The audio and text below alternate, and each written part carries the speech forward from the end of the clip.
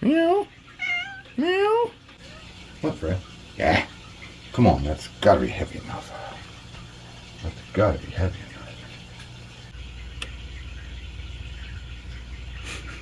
And then it dies. Okay, studio, so last week we built 3 wheels. We built the drive wheel, we built the middle wheel, which is the second wheel, and we built the escape wheel. The build has so far been fairly complicated. Let's get started with building the frame and all of the subsidiary and peripheral parts in order to get the clock put together and actually run. Okay, I honestly didn't know where to go after that, but it appears that we're going to build the pendulum holder, the entire pendulum assembly. But this basically holds the pendulum.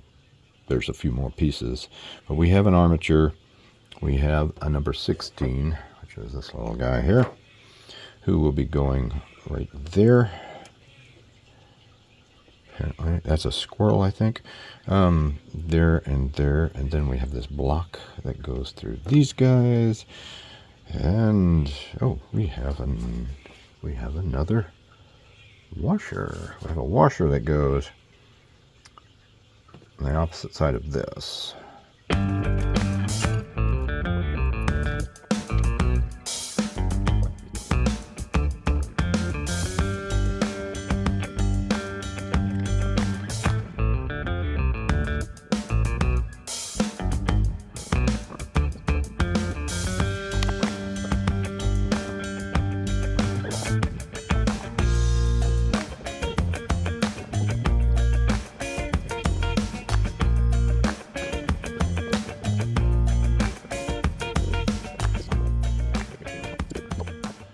This part basically that hangs on the wall, that's our pendulum there. So yeah, quite free moving. We have what's known as the pallets and crutch. Let me see, this crutch I think is propelled and or allows to propel the pendulum, and then these are the pallets that go on the escape. One side is longer than the other. It's interesting to note that. Must be noted. And that obviously goes on the other side. So yeah, we'll just start gluing.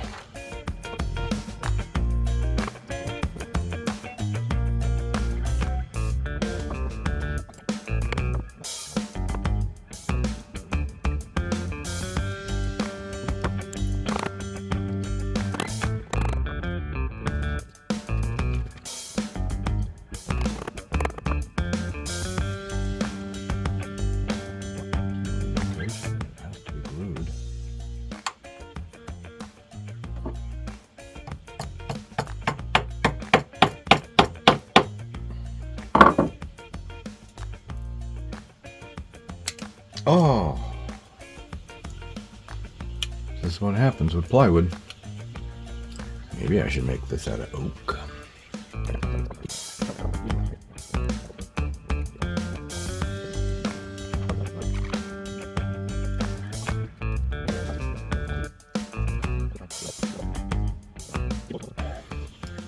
Now we just have to get it where it belongs. I don't know how far this is supposed to be. So, judging by how big it is, it's more than halfway in. So yeah, this is click, click, click. All right, that's the, what do you call them? The pallet crutch. Clutch? Crutch. It is crutch. All right, it's crutch. Yeah, I think this is the whole idea right here.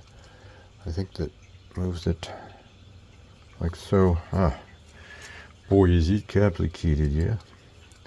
But that's gotta be it. Because there's nothing here for it to attach to. It just kind of, it's a crutch. The crutch powers the pendulum.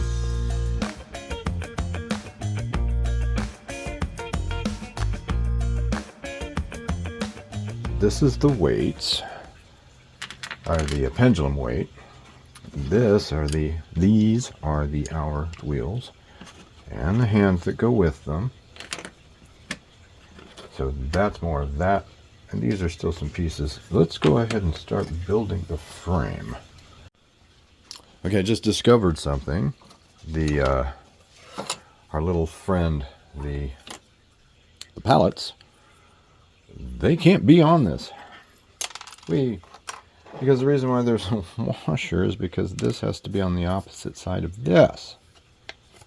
Yeah, baby.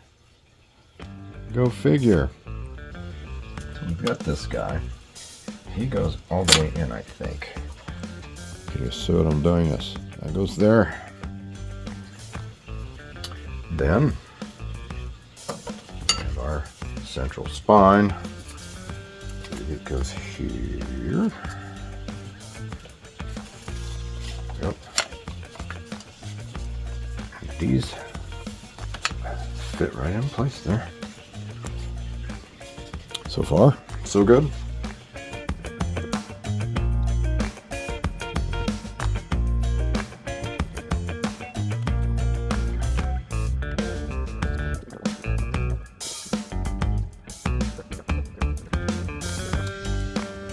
It was cantankerous enough.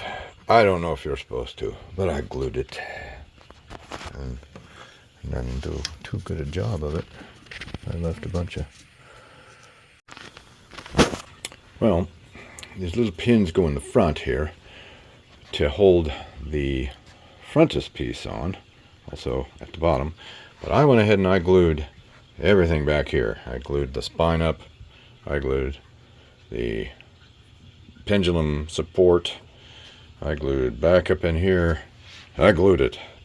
And then I glued this guy. So the front can still come off with all of the arbors and all of the gears. So yeah, because it was not liking me. It wasn't letting me do the things I want to do. So yeah. I have the pallets in place with the crutch, as they call it. I don't know why there's a bar and a slot there. There doesn't seem to be any kind of adjustment necessary for the pendulum attachment here.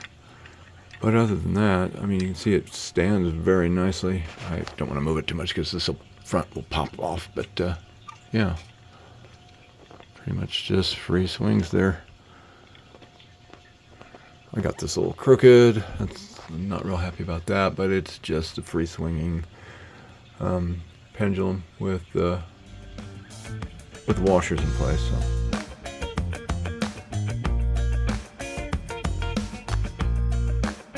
Okay, we've got our main frame down with our pallets and pendulum, and what we're going to do is take our escape wheel and put a washer on top of this little spacer, which we have set in the right position. I'm going to put it down in this first arbor hole right up against the pallets here. And then we take our second wheel, our middle one, and obviously there's a spacer here for the front frame. We put another washer there, and we put this one in its arbor hole in the middle, right there. And you'll notice that these gears, the primary gear of the second wheel attaches to the secondary gear of the escape wheel. Now this is our drive wheel, and it basically goes into the last hole at the bottom of the frame. These arbor holes have the back rib up against them, so you can't push them any further than just how far they sink in place. I'm going to go ahead and put one little washer there, which will probably have to be adjusted later. And then we take the front frame and try our best to get all of these arbor holes aligned with the arbors. And this will be kind of cantankerous, and because you have to try and do it all at once, you have to try and get them all slowly and evenly placed through the holes. Once you do that, the little tabs at the top and the bottom of the front frame have slots in them, and those slots get a little piece of wood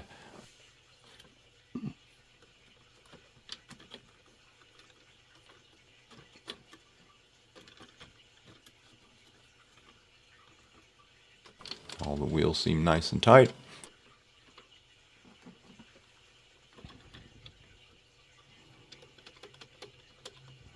There are some subtle problems. I had to obviously move the pallets. I had to move away from the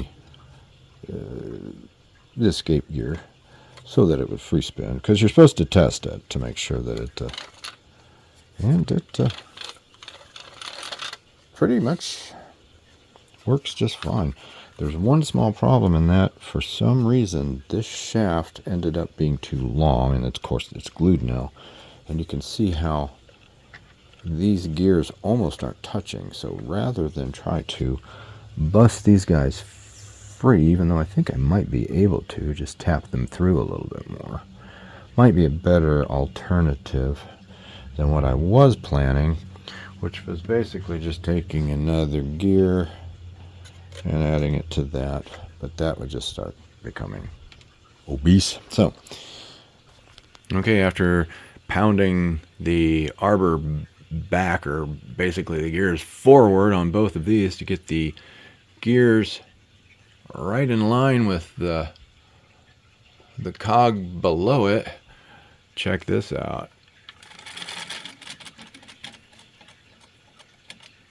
That's how that's supposed to work. Yeah, it's awesome. Of course, the drive, the weight on it, it's just basically going to be doing this.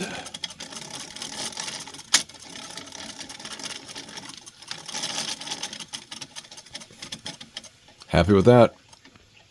Okay, the last thing that's probably going to be difficult here is this little gear has to go down here as a tight fit on the arbor.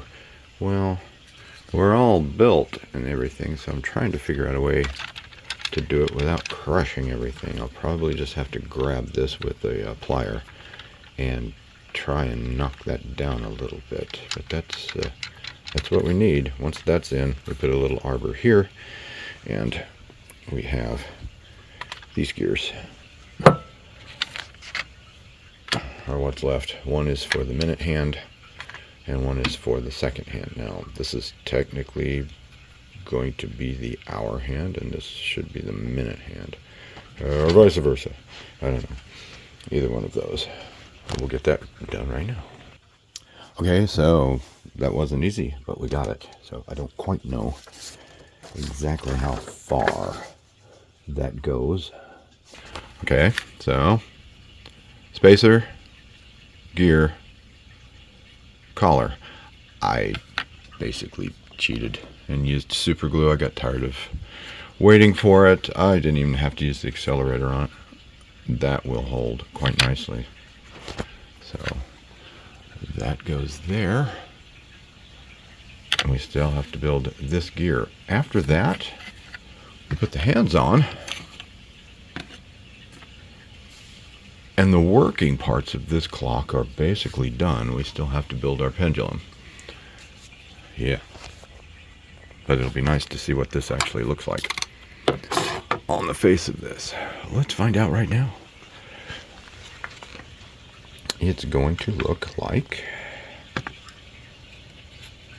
that in some way, shape, or form.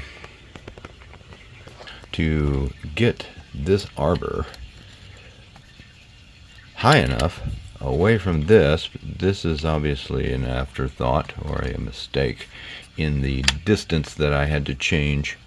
This arbor isn't supposed to go through here. So, and besides, there's some pushing here. In order to get the gear to stay away from that, I went ahead and put like 4 washers on that. And once the gear is all set and glued, it will simply go down over this arbor and we'll spin freely like that. That's really nice. This is the last gear. The brass collar goes through the spacer flush to this point. This just sits on top of that gear, which is attached to that one. By doing that,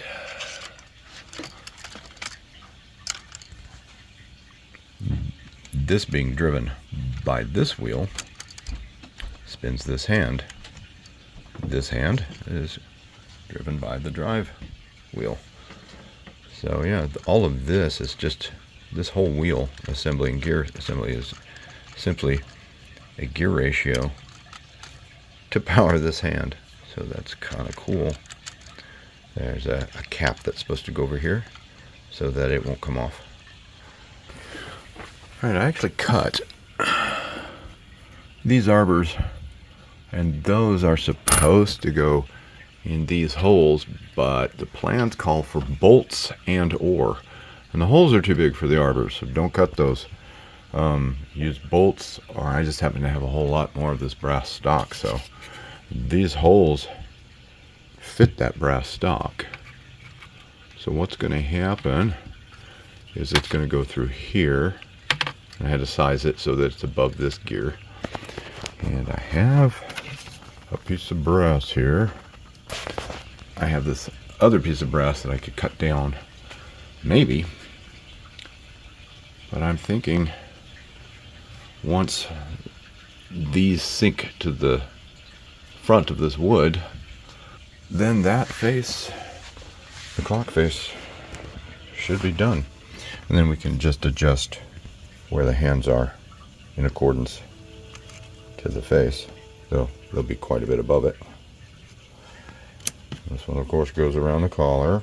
It's going to be just around that collar. So, yeah, this basically is just, I mean, it's ready to go right here over the sweep second hand, which is basically the escape. Attaches to the escape, and then this little guy is just, you know, hey, it's pretty. Here it is.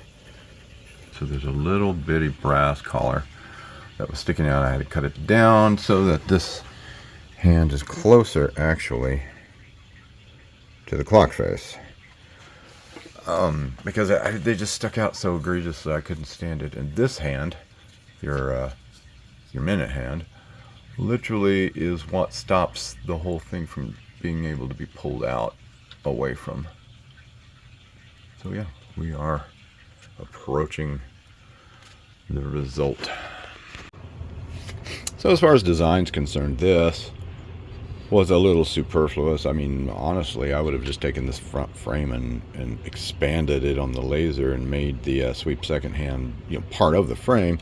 But because of that, and because we've already had it cut, I thought, hey, let's go find some big brass screws. I wish I would have had straight,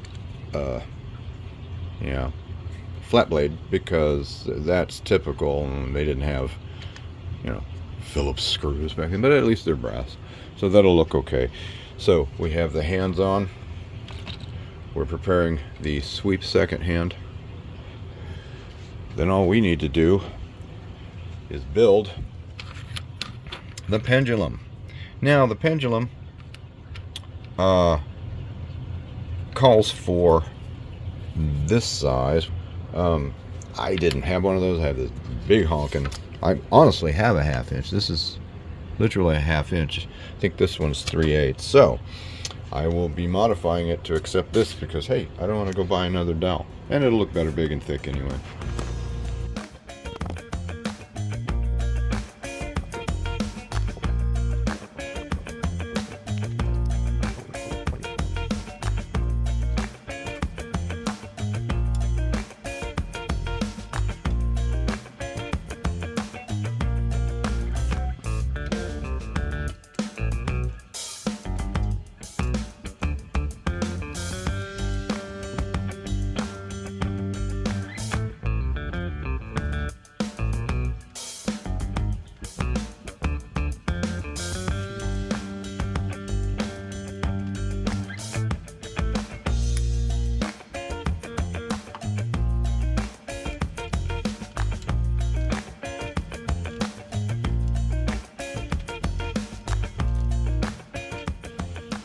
Yes, it's a propane cylinder.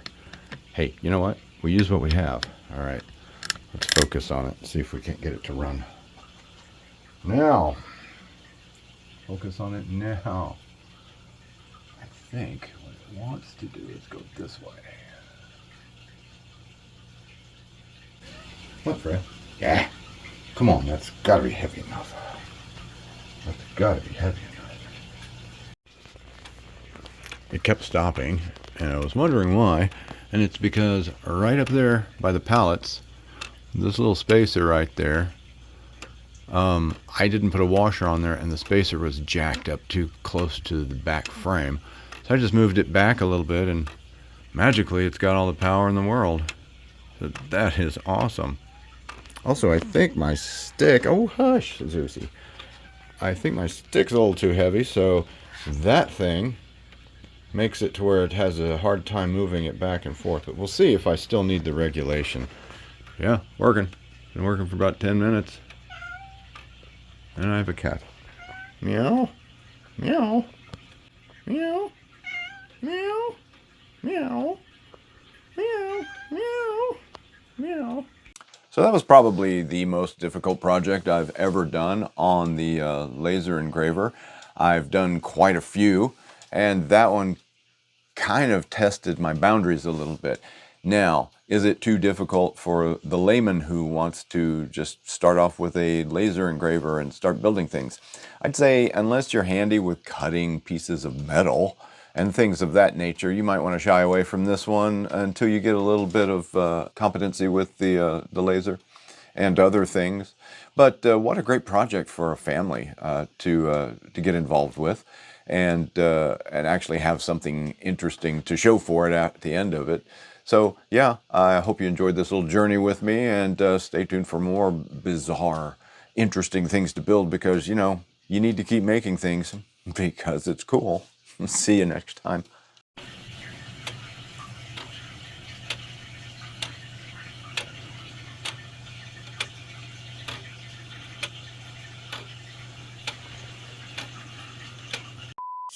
So I'm going to take you on this journey with me. I'm doing the hand thing again. I'm nervous.